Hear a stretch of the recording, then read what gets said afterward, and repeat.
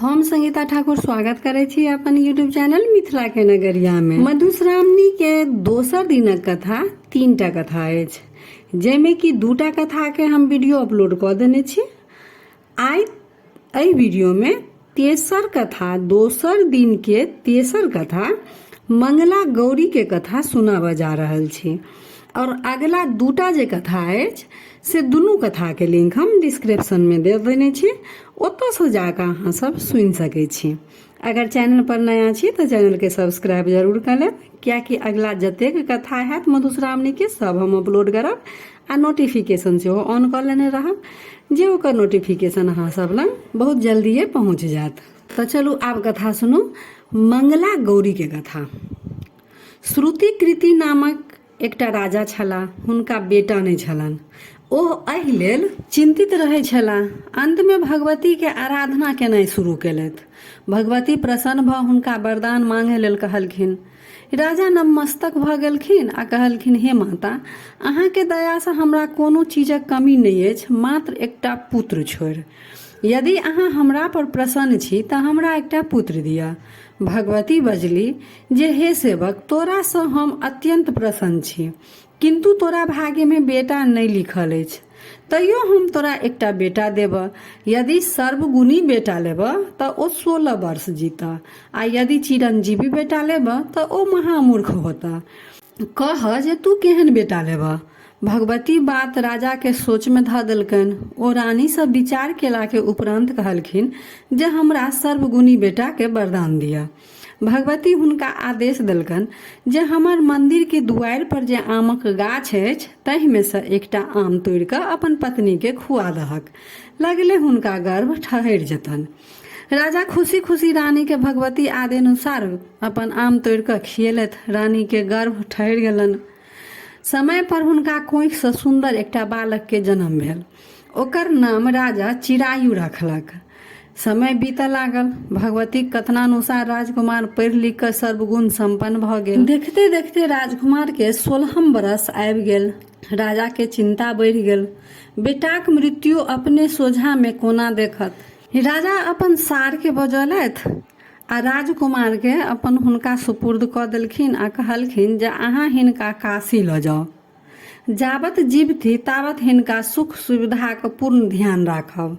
मरणोपरांत हिनका राजकुमारक योग सम्मान सहित मणिकर्णिका पर दाह संस्कार क्रियाक्रम कऽ घुरि आयब। मामा भागिन काशी का रास्ता में जाइत जाइत आनंद नगर पहुँचला।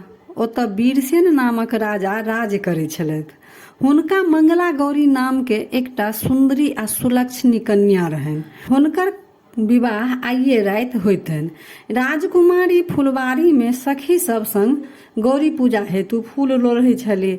गप्पे सप्पे में कोनो सखी तमसा कऽ राजकुमार के रारिन कहि देलकनि।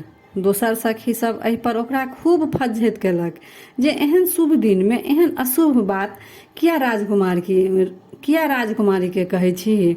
किंतु राजकुमारी कहि उठली जे दूर एकरा रारिन कहने हम की विधवा भऽ सक। हमरा कुल में तऽ आइ धरि तक कियो रार नहि भेल अछि। हमरा ओते तऽ सब केओ गौरी तेना कऽ गोहरौने रहै अछि जे विधवा होबाक असंभव अछि। वरन हमरा हाथक अक्षत जहि बरक माथ पर पड़ि जेतै तऽ ओ यदि अल्प आयुओ रहतै तऽ गौरी कृपा से चिरायु भऽ जेतै। संजोग से चिरायु मामा के संग ओहि फुलबाड़ी में ठहरल छलाह।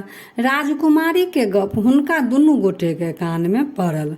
मामा जी सोचलनि जे यदि एहि राजकुमारी संग हुनकर भागिनक बियाह भऽ जेतनि तऽ अल्पायु जे छथि ओ सो चिरायु भऽ सकैत अछि। संयोग एहन रहै जे राजकुमारी के जे राजा के बेटा से विवाह होइतनि से सब अपन बर बरियाती के संग उहे फुलबाड़ी में डेरा खसने रहे। सुकेतु वर्मा जे कि जिनका से कि राजकुमारी के विवाह होइतनि उ एकदम कुरूप आ बहिर छलाह।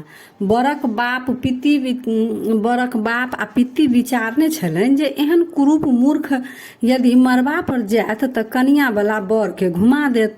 तै हेतु कोनो सुंदर बर के लऽ मरबा पर जेबाक चाही। विवाहक बाद मारि पीट कऽ ओकरा भगा देब आ सुकेतु के कोबर में पैसा देबनि। ताबे बरियाती सबके नजर सुंदर आ भव्य चिरायु पर पड़ल। ओ सब भरि राति लेल मामा सँ चिरायुक याचना केलक। मामा तऽ मोने में ई चाहते छला जे ऊपर सँ थोड़ेक काल नाकर नुकर केलनि, पुनः अनुमति दऽ देलखिन। हुनको तऽ मोन में वएह बात रहनि जे राजकुमारी सँ हमर भागिन के विवाह भऽ जाय। आब बरियाती लोकनि सुकेतु डेरा पर छोड़ि मंगनी के चिरायुक संग ल विवाह के स्थल पर पहुंचला। शुभ शुभ कह सब समस्त अपन जतेक कार्य रहे सब संपन्न भ गेलै। गौरी शंकर के प्रतिमा के समक्ष सिंदूरदान भेल। बर चिरायु मंगला गौरी के संग कोबर में सुतला। आइये राति चिरायु के 16हम वर्ष पुरि गेल छलनि। निशा राति काल में गहुमन के रूप धऽ कऽ कोबरा में एकटा पैसि गेल। राजकुमारी के ताबत नींद नहीं आयल छलनि। ओ भयंकर गहुमन के देख कऽ भयभीत भऽ गेली, किंतु साहस कऽ भरि बाटी दूध साँपक आगू के बढ़ा देलनि आ प्रार्थना केलक जे हे नागराज, हमर पति के प्राण नहीं लिअ, वरन हुनका चिरंजीवी बना दिअ। तो हम आजीवन नागराजक के पूजा करब आ व्रत राखब। साँप राजकुमारी के गोहारि मानि लेलकनि। ओ दूध पीब ओतहिए राखल पुरहर में पैसि गेल। राजकुमारी तुरंत अपन आंगी खोलि पुरहरक मुंह बांधि देलखिन। तापत चिरायु के नींद टूटि गेलनि। राजकुमारी सँ किछु खेबाक लेल मंगलखिन। हुनका बड़ भूख लागि गेल छलनि। कन्या अपन माय सँ खीर आ लड्डू आनि हुनका भूख के अपन शांत केलथि, हुनका खाय लेल देलखिन। बर के हाथ ओ धोबऽ जखन लगलखिन तऽ हुनकर आंगुर सँ एकटा पंचरत्नक औंठी खसि पड़लनि, जे कन्या अपन आंगुर में पहिर लेलनि। बर 5 सुपारी खा पुनः सुति रहला। बाद में जखन राजकुमारी साँप वाला पुरहर के फेंकऽ गेली तऽ देखलनि जे साँपक स्थान पर एकटा रत्नहार चकाचक अछि। ओ ओहि हार के अपन गर्दन में पहिर लेलनि। भोर भेला पर मामा चिरायु के वापस लऽ कऽ अपन चलि गेलखिन आ बरियाती सब सुकेतु के कोहबर में पैसाबऽ चाहलखिन। राजकुमारी मंगला गौरी जे छलखिन से देख लेलखिन। ओ हुनका रोकि देलखिन आ कहलखिन जे ई हमर पति नहीं अछि। हमर तऽ विवाह आन संग भेल अछि। केओ दोसर केओ छलथि जे हमर बर छलथि।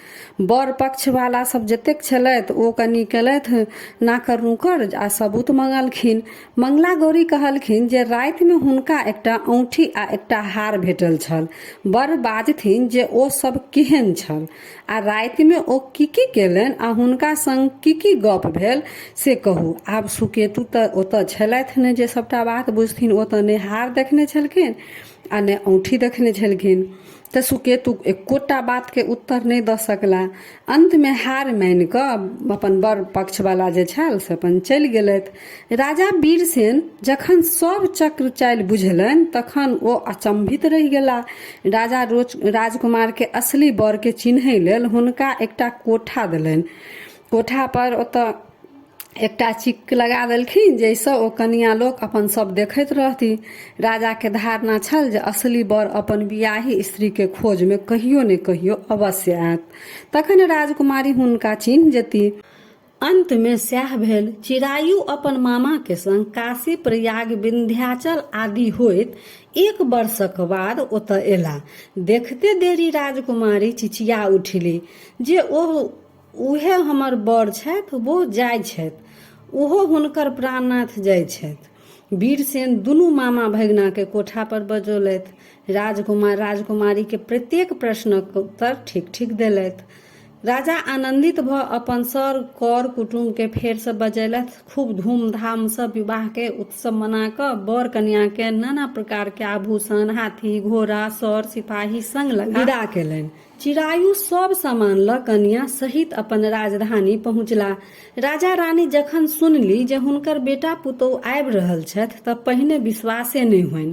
कारणे चिरायु के तऽ मुइला 1 वर्ष भऽ गेल अछि।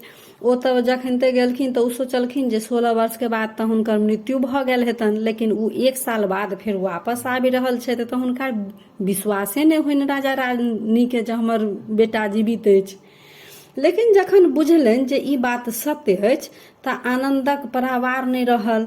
तऽ बेटा पुतोह आगू आबि कऽ राजा रानी के प्रणाम केलथि। पुतोह मंगला गौरी के सासु भरि 5 के कोरा में बैसौलनि आ मंगला गौरी के हुनका अपन नैहर में गौरी पूजा के रिवाज तथा कोन हुनका अनुकंपा से सब केओ सतत सुहागिन रहै छथि से कथा कहि कऽ सुनेलथि अपन साउस के।